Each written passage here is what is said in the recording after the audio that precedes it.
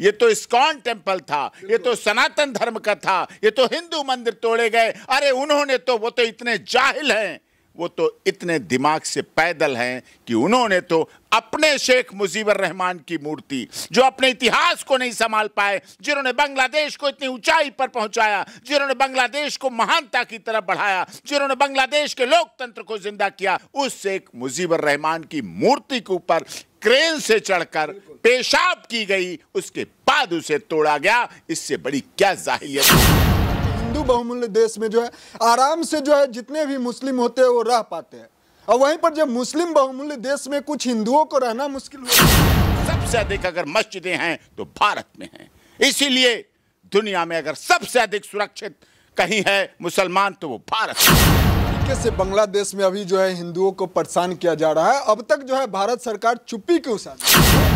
छात्र बहुत बड़ा धर्म होता है, छात्र बहुत बड़ा दिल रखता है, छात्र धर्म से बड़ा कुछ धर्म नहीं। और जो शेख हसीना के बेडरूम में घुसकर पंखे उतार रहे कोई बात नहीं, लाइट उतार रहे कोई बात नहीं, उन जाहिलों ने उस शेख हसीना जो उनकी नानी की उम्र की है, दादी की उम्र की है, माँ की उम्र की है, उसके अंग वस्त्रों को, अंडरगारमेंट्स को ऐसे हाथों में लहराते हुए, ऐसे खिलाते हुए, ऐसे घुमाते हुए वीडियो बना कि हम तो उन्हें भाईचारा मनाते रहे, हम तो भाईचारा में लगे रहे, वो हमें चारा समझते रहे और भाई को काटते चले गए। ये दिख रहा है, ये दिख रहा है। और जो कौम, जो धर्म, जो जाति अपने इतिहास को नहीं संभाल पाती, ना वो वर्तमान संभाल सकती, ना वो भविष्य का निर्माण कर सकती। जिस तरीके से बांग्लादेश में जो है स्टूडेंट द्वारा जो है हिंसा छेड़ा गया है, जिस तरीके से बांग्लादेश के प्रधानमंत्री को 45 मिनटों के अंदर अपना देश छोड़ करके भारत भागना पड़ता है,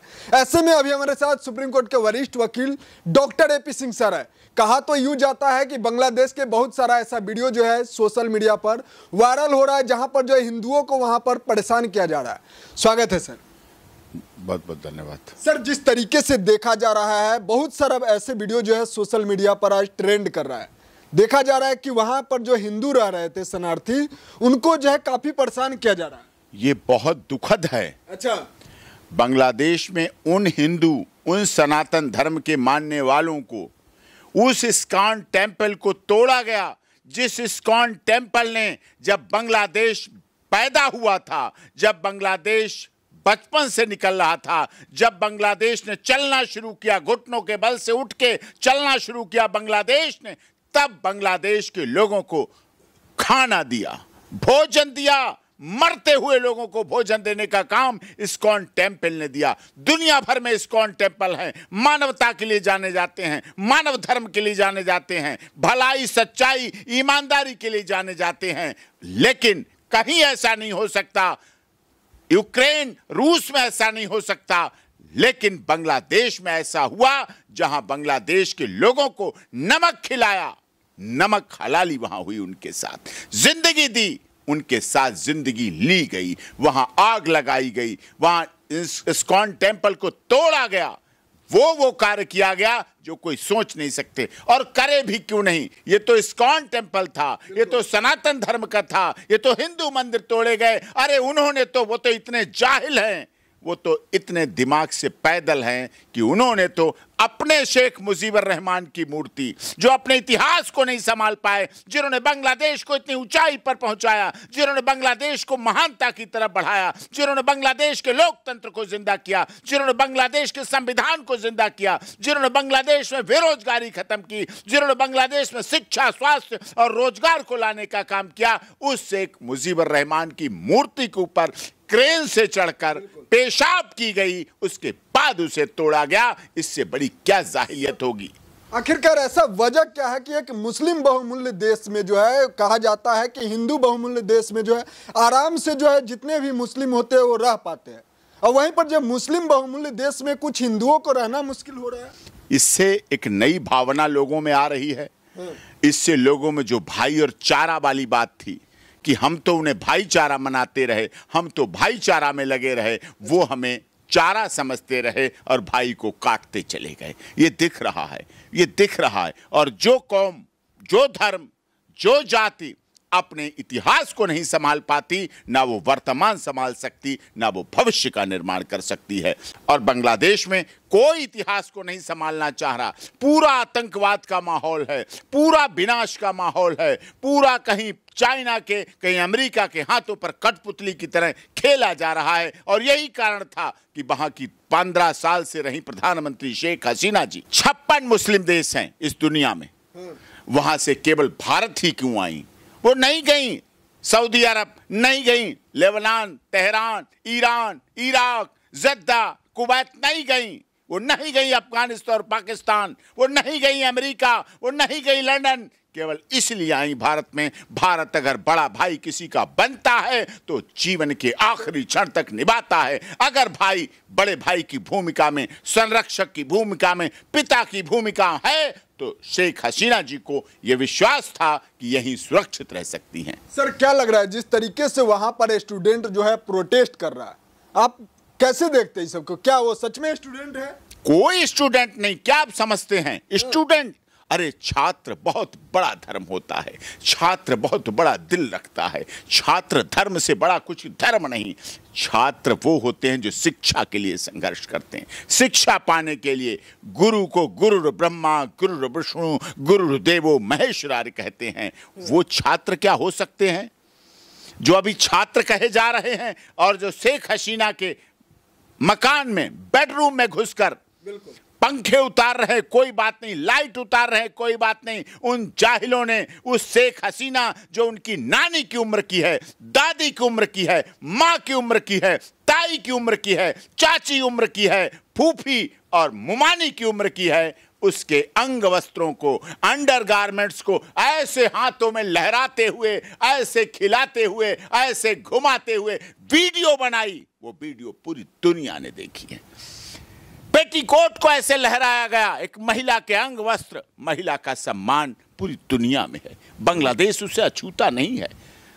शेख हसीना जी ने बांग्लादेश में लोकतंत्र को जिंदा किया, संविधान को जिंदा किया, स्वास्थ्य, शिक्षा, रोजगार के लिए काम किया, बांग्लादेश को ऊंचा उठाने के लिए काम किया, बांग्लादेश और भारत के मैत्रीवत संबंधों को रखने का काम किया। और यही कारण है कि भारत बांग्लादेश के लिए सदैव एक रहा। बेशक रोहिंग्या आए, बेशक रोहिंग्या ने आके भारत में आतंक मचाया, उत्पात मचाया, यहां की शांति की व्यवस्था, यहां की कानून की व्यवस्था को चूर चूर कर दिया, तहस नहस कर दिया। लेकिन फिर भी भारत ने कुछ एक लोगों की वजह से, कुछ गलत लोगों की वजह से बांग्लादेश से अपने संबंधों को खराब नहीं किया। और यही भरोसा था, यही विश्वास था कि अच्छे संबंध रहे, यही विश्वास था कि आदरणीय शेख हसीना जी भारत पहुंची। ट्विटर पर जो अभी ट्रेंड कर रहा है, जो बांग्लादेश में हुआ वो भारत में भी होना चाहिए।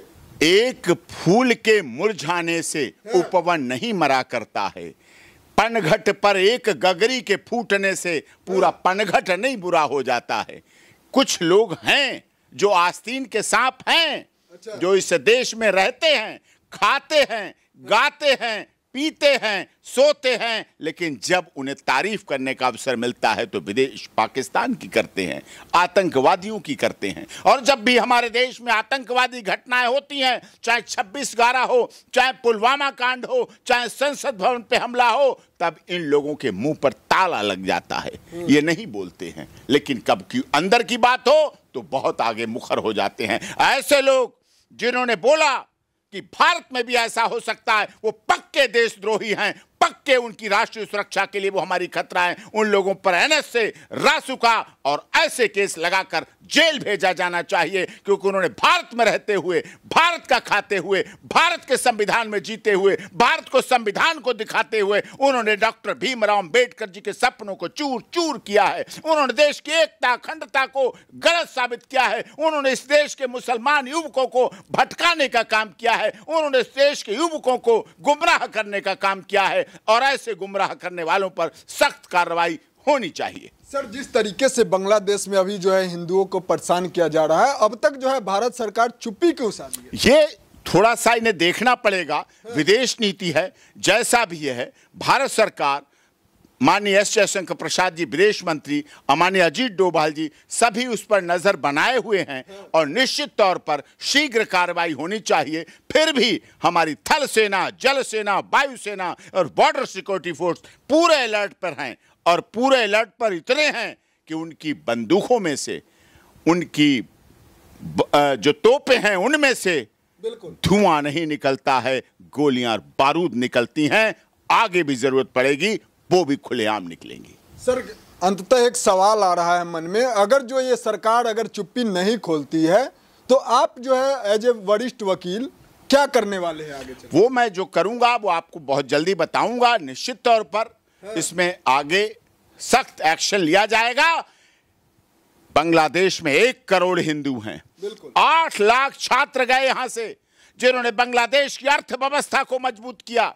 हमने सोनिया अख्तर जब बांग्लादेश से आई और उसने इस भाई के राखी बांधी, उसने विश्वास जताया, हमने उसको न्याय दिलाने का काम किया। हमारे देश की दिल्ली की माननीय अदालत ने उसके साथ न्याय किया, उसके बच्चों को साथ किया। हमारे यहाँ जो शरणार्थी आता है, हमारे यहाँ जो दुखी आता है, हमारे यहाँ परेशान आता है, हम महात्मा बुद्ध के सिद्धांत पर चलते हैं। लेकिन महात्मा बुद्ध के सिद्धांत पर चलते हुए हम नहीं चाहते युद्ध हो, लेकिन अगर युद्ध होगा तो बहुत विनाशकारी होगा और भारत उसमें कहीं पीछे नहीं रहेगा। दुनिया में सबसे अधिक अगर मस्जिदें हैं तो भारत में हैं।